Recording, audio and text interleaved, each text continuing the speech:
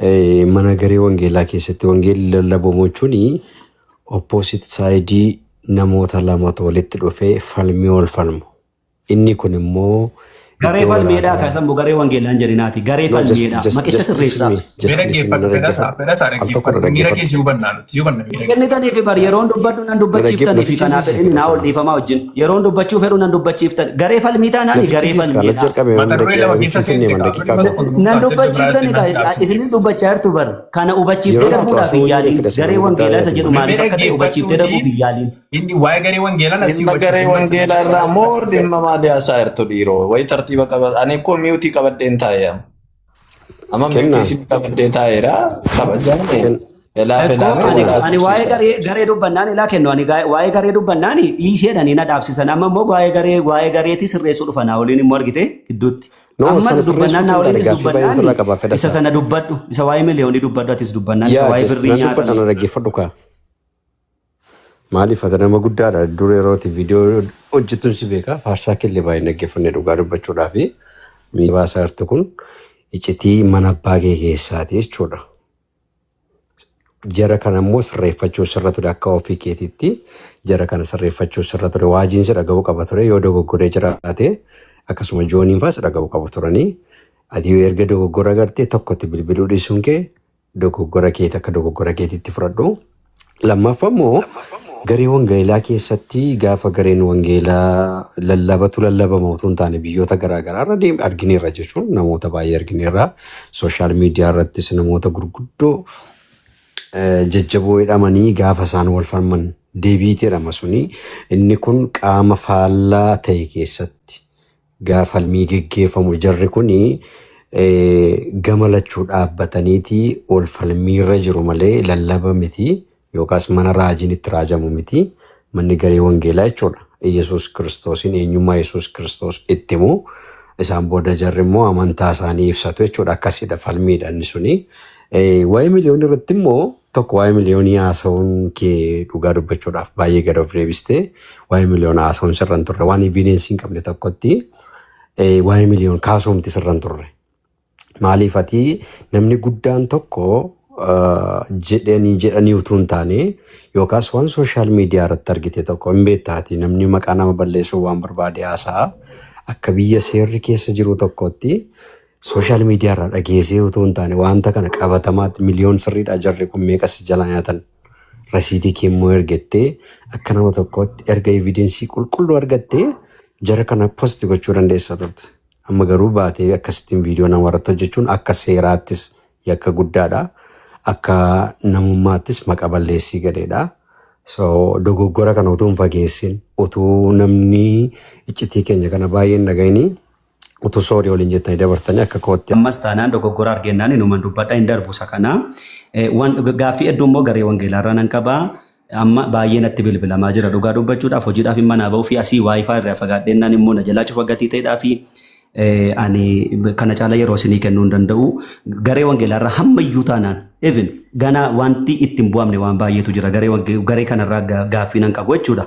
Kanaaf yeroo kan biraa walitti deebi'uu dandeenya dhiifama guddaa wajjin na of kolchaa tariitii warri teessanii dhaggeeffachaa jirtanii waaqayyo sina eebbisu ulfaadha. Fedhasaa otootiin bu'een sekendii kudha yoo nu laatte galatoomii. Ani tokkoon jedha isa kana dura waajjiitti dhuftee dubbatta dhiifama. Deeme okay. Ayyee fedhasaa yoo as jala tura jiraatte viidiyootiin otoo hin taane personaalii immoo bakka dogoggorri jirutti dhuftee akkasitti face to face dubbannee furuu dandeenya. I think deemeera waan ta'eef. Galatoomii fedhasaa deemee jiraanni. Galatooma uummata keenya garee wangeelaa jabaadhaa yoo waa balleessitan immoo dhufnee isinitti himna rakkoo hin qabu. Hojii cimaa hojjetaa jirtu walirratti duruun gaarii miti jaalalaan yoo wal gorsine waan balleessan yoo itti himame kana sirreeffadhaa yoo kana gootan galma geessu hojii gaarii irrattuu inni kun garuu mudoo keessan yoo jedhame rakkoo hin qabu. Eebbisu naa wal eebbifamaa dhugaa. Keessi naa eebbisuun obboloota hubatoo yaadaa qajeelaa gamlachuutti iyyuu waan tokko furmaata akka ta'uuf dubbattanidha. Galatoomi kennoo carraanuu kennuu keef obboloonni nuyi gidduutti addaan isin kun illee nuuf kalchaa isiniin jedheera silas sammas dhiifama isiniin jedha. Inni eegaa obboleessi keenya waan tokko jalqabanii naani xumuranii deemuun gaariidha. Gabaabsanii ma jedhee yaada hundi ishee kutanii dhiifama waliin jedhanii deemuun murteessaadha jedhee yaada. Elaa Garee wangeelaa keessatti wangeelli lallabamaa hin jiru kan jedhuu fi furmaati lamatu jira tokko garee wangeelaa dura maal hojjechaa akka jiru sirriitti nu caqasaa. Torban keessaa wangeelli guyyaa tokkoon galamaa lallabamaa ture. Ammas immoo lallaba gara fuulduraatti ijoollee barsiisuudhaaf qabannee jirra jechuudha. Warri immoo lakki garee wangeelaa keessatti wangeelli lallabamaa hin jiru jettanii ofii maalii wangeelli lallabdani? Nuyi itti amantii irratti hojjetaa jirra apolojetiksii jechuudha. Warri itti amantii irratti hojjennu maal hojjetaa akka jirru beenna. Achitti walitti bubbuun jira. Eerni tokko jiraachuu danda'a nama nuti jiraachuu danda'a. Garuu kun ta'an jiru hojjetamaa hin jiru wangeela lallabaa hin jirtan hojjettanii isinoo lallabaa jirtu maaliif lallabdan isin immoo nu achi bulleessineef isin immoo lallabdanii maaliif hin jabeessitanii dhaabdan ijoollechi keessa maa hojjetaa jirtu biiroo irratti hojjetaa jirtu moo isin immoo wangeela lallabaa jirtu isa kana namaaf hin laalle dhaloonni kun waan jiru na dhibaa naa oli inni kan biraani ijoolleen profaala kana qaban kana godhu sana godhu jedha. Ijoollee yeroo isin waan sobaa dubbattan dhuftee maa sobdee isin hin jetti. Ati sirrii miti isin jetti nu arrabsee jettu ijoolleedha. Kan jalqaba waan ragaatti hin qabne dubbate immoo eenyu akka ta'e of ilaaluu qabdu jechuudha. Dhimma qarshii miliyoonii irraa nyaatan jedhu irratti namoonni yeroo baay'ee miliyoontu kana ta'e sana ta'e jedhani yeroo inni kanaan dura miliyooniin okay balleessaa qaba dogongoreera gurbaan garuu du'uu hin qabu jennee inni deeggarama hunda keenya namummaa gargaara jennee dhaabachaa turre gargaaramuu hin qabu baduu kan jedhe kiristaana keessa tureera. Har'a immoo deebi'ee warra sanatu qarshii isaa badee dhiyaasaa jira. Nama saantima tokko keessaa hin qabne gargaarsi tokko miliyoonii fi hin goone irra sirra taa'ee dhufee miliyoon qarshii isaa badee jedha. Ragaa fi dhigaafa jennu waan nu fidan hin qaban. Ragaa fi dhigaafa jennu waan nu fidan ragaan kun miliyoon jedha. Dubbii miliyoon eenyu tamanii fudhatee beeka. Miliyoon nama fudhatan waan kaleessa haasee gaafatan hin jenne isin jedha. Kanaaf please namoota gurguddoodha isinii adaraa keessan faarfattoota gurguddoodha. Fakkeenya amma fedha isaanii bakkee keessa deemee viidiyoo waraabaa ture namoota dhuunfaarra kanaan dura. Waan akkas hojjetaa ture malee faarfannaa faarfadhaa faarfatu isaa eebbisu gooftaan utumas tajaajila isaa sanatti fufee baay'ee gaarii nama qaanoo balleessuu irraa gadi taa'e arras taanaan booris waan isin nu gaafattan naa ol guddataa kennoo namoonni nama kanatti dhiyaattoo jiraattan maqa balleessii kana nurraa dhaabu yookiin ragaa qabatamaa fidee as kaa'u. Kana gochuun danda'u taanaan maqaan balleessaa jira akka seeraatti illee isa gaafachiisa jechuudha.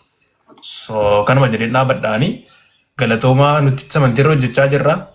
Amantootaaf wanti kun haaraadha. Dhugaana nu badhaane. Amantoota warra wangeelaa waan nu gochaa jirru kun dibeetii gochuun musliimaa wajjin quraana fadhiisarraa haasa'uun akka nama ibidda harkaan qabateetti lakkaa'u.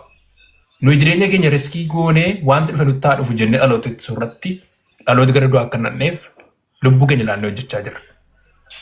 Isin immoo sababii ofii sodaattan isaa ta'u sababii dubbisanii bira hin geenyeef akka waan dogoggorra jirutti nu dhaabu dandeessu. Wanti kun immoo isin gidduutti haaraadha. Andiristaandi goone isin hubanna nuti. Hojiin hojjechaa jirru isin biratti haaraadha. Galatoomaa xumuradhee eebbifama. Akkasii baay'ee dheeressuun hin barbaachisu. Siif hin kennanaa olee.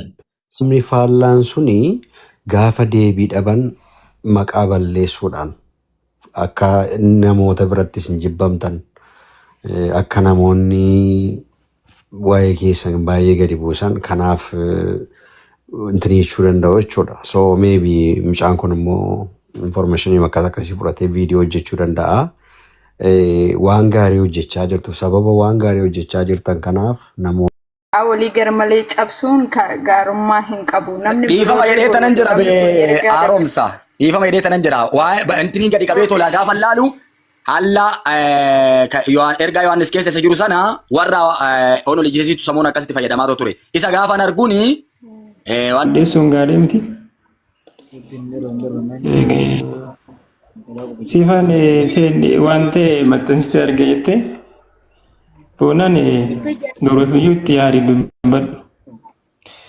Ani ona lijii isaa seebdi kan hin jedheef hojii ergamootaaf boqonnaa 2:12 irratti hundaa'ee tananii abbaanis ilmaatu fayyisa jedha.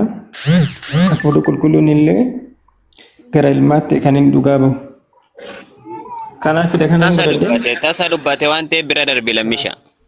Tasa beektaa? Isa hallaan ilma qabaa jettee irratti dubbachuun hin danda'a jiraatti. Lammisa.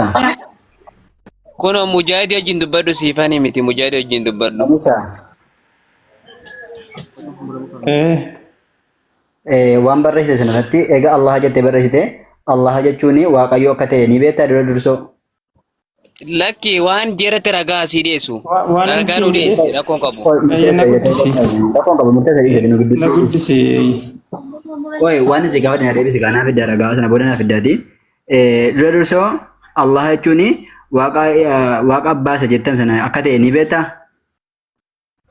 Ani Allah quraana keessa jechaan jiru kan macaafa keessatti kan kiristaanonni biyya Arabaa amanan isa kanan jedhu. Ragaan si gaafadhe bara ragaan si gaafanne ani. Kan keessanii waa'ee Allah keessanii haasa'an jiru. Waa'ee ma Allah dubbattee mi Allah jira? Ekko Allah quraana keessatti miti kana haasa'aa jiru. Ani Allah kiristaanonni amantoonni akka keenyaa macaafa qulqulluu keessatti dubbataniiti ani. Waa'ee quraanaa dubbataan jiru. Allah gaafa jedhu Allah jechuun Waaqayyo jechuudha. Waaqayyo keessa maqaan isaa Allahadha jechuudha amma walumaa gala. Arabiffaan Allah jechuudha jechuudha. Ani gaafa akkas jedhu quraana siirumaa wabiin godhadhu. Kiristaanonni biyya Arabaa jiran obboloonni kiyya Isaa Almasii akkuma jedhan Allah immoo akkuma jedhan fakkeenyaaf eenyuyyuu takkuma Allah hin argine jedha. Allahn keessan immoo qaama qabaa hin mul'ata. Garuu dhimma tokkicha abbaa bira ture sanatu isa beekse maleedha. Kanaafuu ani waa'ee quraanaa haasa'an jiru waa'ee macaafa qulqulluu 66 kanaan haasa'aa jiru obboloota keenya kiristaanaa biyya Arabaa keessa jiran Allah gaafa jedhan Allahn ilma qaba ilmi isaas akkuma abbaati Waaqayyoodha jedhanii amanu. Wakka amma dubbistu kana maalirraa dubbisteeti? Macaafarra. Macaafa kammee? Macaafa 66 keenyarra. Kenoo? Macaafa 66 keessanirra. Yaa. Baayibil Abigaliiti U versionii argatta jalqabaa kaasitti agarsiisuu hin danda'a. Ishee kana kinoo ishee kana waldaan kiristaanaa hin fudhata U version jedhii galii. Baabilaabii ni fudhattaati? Baabilaabii ni fudhattaa? Baabilaabii na fudhee. Guutummaa masaa? Kiristaaniti. Maaf fudhannu kan keenya bara. Baabilaabii lama jiru. Baabilaabii warra fudhachuu diduu jira sinuma keessaa. Yeroo biraatti hin fudhannu kan isin Baabilaabii miti kun bara. Baabiliidha kun. Macaafa 66 kun. Baabilaabii miti kun. Macaafa qulqulluu. Baabilaabii jaaleette qaba. Bakki amma Allah jedhu suni macaafa kana irra jiru Allah jedhu. Baabilaabii odoo hin taane baabiliidha kun. Aboo baabilii afaan Arabaa irraas ni jira dhiisimee mujaa biyyan jeeqin hime. Murteessa bar wal beekna. Waa'ee isaatiin dubbadhe. Arargeen ni qaba ta'uun oolumee arargeen qabdu baabilii afaan Arabiidha. Afaan Arabaatiin ni dubbisa rakkoo qabu. Nagaan isiniif haa ta'u kitaaba Arabiffaadha. Baayibilii yookaan macaafa qulqulluu isaa Arabiffaadha. Isaadha kan translate irraa godhe. Isuma Yohaannis boqonnaa tokko lakkoofsa 13 homtinuu Waaqayyoon hin argine. Garuu isa bukkee jiru ilma isaa isa bukkee jiruutu abbaa bukkee jiruutu hiikee ibsee kan jirudha. Isuma sana waan ta'eedhaaf Baayibilaaf jechuun weebsaayitii dabboleessa koon malee macaafa qulqulluu miti. Baayibilaaf jechuun iddoo ittiin dhimmoonni kiristaanummaa wal qabatan macaafni qulqulluu fi weebsaayitii irratti wanni ta'an waan ta'eef akkasitti hubadhu. Baayibilaaf jedhanii kophaatti kan jiru waan kitaaba wayii sitti fakkaateen jechuu barbaadeeti. Isuma sana. Haa ta'uuti erga akkas jettanii Allaha jechuun Waaqayyo ta'uu isaa bartaniittu amma. Maaliif sitti agarsiise beektaa ammaati? Maal akkasii jedhamu? Waan ati agarsiiste rabboonni naan taati kan qofa naa himi. Maal dhaggeeffadhu? Allahan kan warra musliimaa Waaqayyoo miti. Allaha kanii kana baluun jedhee Allaha lama jiru bara. Allaha lama jettee ibsuu hin dandeessu. Ilma qaba Allahan. Allaha lamatu jira jettee ibsuu hin dandeessu jedha ragaadhaan hin dhoofte ragaadhaatti bu'uurooftee Allaha lamatu jira jettee himuu hin dandeessu. Allaha jetteennan Allahatu murtee qaba. Akkaan itti danda'u masitti ibsan dhaggeeffadhu. Akka itti barbaadettiin fakkeenyaaf murteessaan namni murteessaa jedhamu tokko eessa jira Harargee. Allah ta'uu naa hin deddeebiin amma. Dhaggeeffadhu. Waaqayyo kan kooyi Yaahweedha. Yaahweetiin isa jiraataadha. Dhaggeeffattaa isa jiraataadha. Yaahween isa jiraataan akkaataa loqoda afaan namoota addunyaa kanarra jiraniitti maqaa mataa isaa qaba. Yoo Itoophiyaa dhufte afaan Oromootiin Waaqayyoodha. Kan ittiin